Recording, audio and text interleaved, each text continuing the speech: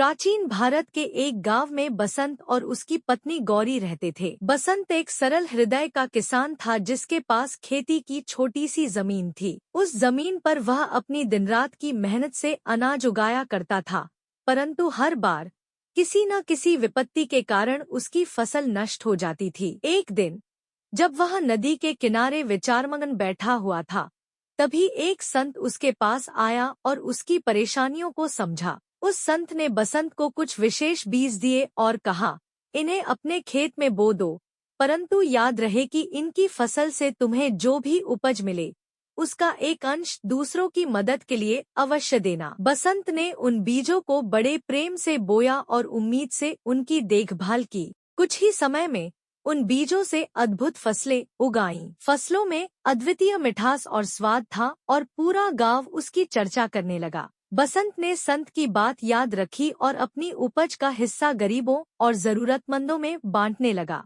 उसके इस काम से न केवल उसकी फसलें और भी बढ़ने लगी, बल्कि उसका गांव भी समृद्ध होने लगा। बसंत ने सीखा कि प्रकृति उसे जो देती है, उसका एक भाग वापस प्रकृति को देने में ही असली समृद्धि छुपी होती है। इस प्रकार बसंत की कहानी लोकधारा में बहने लगी और कहा जाने लगा कि जो भी दान की भावना से देता है, वही प्रकृति से अनंत गुना प्राप्त करता है। और यहीं से बसंत का जीवन एक नई लोक कथा में बदल गया।